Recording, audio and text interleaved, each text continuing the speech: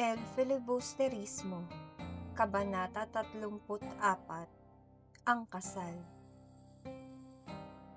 Ikapito pa lamang ng gabi ay nasa daan na si Basilio. Hindi niya alam kung saan siya patungo habang ginugulo ang kanyang isipan ng lampara na ipinakita sa kanya ni Simon. Sa kanyang paglalakad ay may sunod-sunod na mga sasakyan ang dumaan sa kanyang harapan.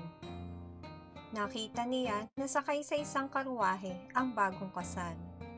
Naalaala niya ang binatang si Isagani at naawa rito. Ilang sandali pa lamang ang lumipas ay nainip na si Basilio sa mabagal na takbo ng oras. Sa tapat ng isang bahay ay nakita ni Basilio na lumabas si Simon, bit-bit nito ang lampara. Nakita rin niya ang isang karwahe at ang kutserong sakay nito. Walang iba kundi si Sinong. Nagliliwanag naman ang dating bahay ni Kapitan Tiago. Maririnig din ang masasayang tunog mula sa orkestra at ang mga salita at tawanan ng mga panauhin sa loob nito.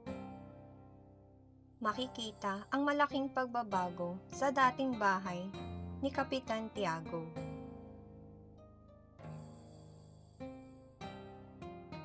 Talasalitaan, lampara, ilawan, isang sisidlan na nagbibigay ng liwanag. Karwahe, sasakyang hila-hila ng kabayo. Bit-bit, hawak-hawak, dala-dala. Kutsero, driver, o nagmamaneho ng karwahe.